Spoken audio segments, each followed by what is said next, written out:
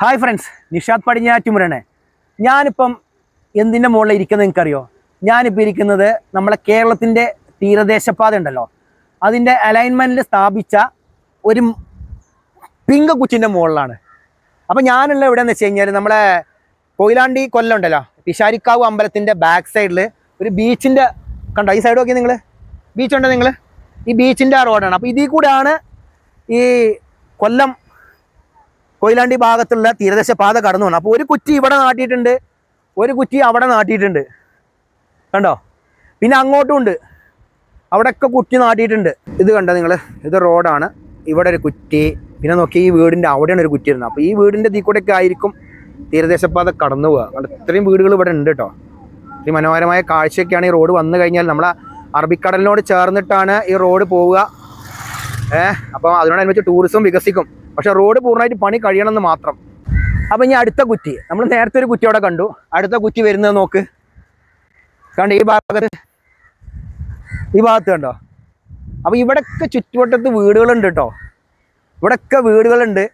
അപ്പോൾ ഇതിൽ കൂടെയാണ് ആ സംഭവം കടന്നു പോകുന്നത്. നോക്കി, ആ അവിടെ ഒരു കുറ്റി ഉണ്ട്, നിങ്ങൾ ഈ മൂലക്ക് നോക്കി, നിങ്ങൾ ഇവിടെ കണ്ടൊരു കുറ്റി കണ്ടോ, അവിടെ ഒരു കുറ്റി.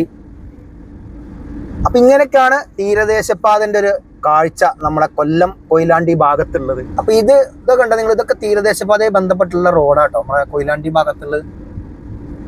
കൊല്ലം കൊയിലാണ്ടി ഭാഗത്ത് കണ്ടോ, ഇവിടെ ഒരു കുറ്റി ഉണ്ടോ നിങ്ങൾ, ഇവിടെയൊക്കെ വീടുകളുണ്ട്. അതുപോലെ ഇവിടെയൊക്കെ ഇങ്ങനെ നല്ല അടിപൊളി കാഴ്ചകളാണ്. പക്ഷെ ഇതിവിടെയൊക്കെ റോഡ് വന്നാണ്ടല്ലോ, ഒരു ഒന്നൊന്നര റോഡ് തന്നെ ആയിരിക്കും ഇവിടെ തീരദേശപാത. ഓക്കെ, സംഭവം എന്താ അല്ലേ, നമ്മൾ ഈ കാറ്റാടി മരങ്ങളൊക്കെ സൈഡിൽ ഇങ്ങനെ ആയിട്ട് അടിപൊളി കാഴ്ച. ഇവിടെയൊക്കെ കുറ്റി നാട്ടിൽ പോയിരിക്കുന്നു.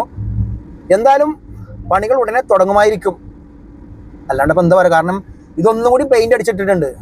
അപ്പോൾ ഇതിൽ കൂടെയാണ് നമ്മുടെ തീരദേശപാത കടന്നു വന്നത്. പക്ഷേ ശരിക്കും ചുരുക്കി പറഞ്ഞു കഴിഞ്ഞാൽ നമ്മളെ കേരളത്തിലെ തീരദേശപാതൻ്റെ പണികൾ മെയിനായിട്ട് നടന്നു എന്ന് പറയാനുള്ളത് നമ്മുടെ മലപ്പുറം ജില്ലയിൽ പടിഞ്ഞാറക്കര ഭാഗത്ത് ഫുള്ളായിട്ട് ടാറിങ് കഴിഞ്ഞിട്ടുണ്ട്. പക്ഷേ അവിടെ ഒരു ഹൗറ മോഡൽ ബ്രിഡ്ജ് വരുന്നുണ്ടെന്നൊക്കെ പറഞ്ഞു, പക്ഷേ അതൊന്നും വന്നിട്ടില്ല.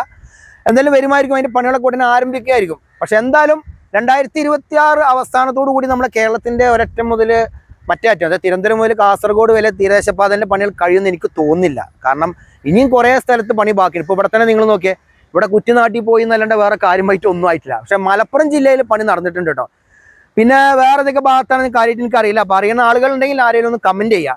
അപ്പോൾ ഇതിപ്പോൾ ഞാനുള്ളത് നമ്മളെ കൊല്ലം കൊയിലാണ്ടി ഭാഗത്തുള്ളൊരു കാഴ്ചയാണ്. അവിടെയൊക്കെ കുറ്റികൾ നാട്ടിയിട്ടുണ്ട്. നോക്കിയേ, ഇവിടെയൊക്കെ ഫുള്ളായിട്ട് പിങ്ക് കുറ്റികൾ നാട്ടിയിട്ടുണ്ട് കേട്ടോ. അപ്പോൾ നിങ്ങൾ കമൻറ്റ് ചെയ്യുക ഏത് ഭാഗത്തൊക്കെയാണ് നമ്മളെ തീരദേശപാതയുടെ വർക്കുകൾ നടന്നിരിക്കുന്നത്. അപ്പോൾ പുതിയൊരു വീഡിയോ വരുന്നവരെ നിങ്ങളുടെ എല്ലാവരോടും ബായ്.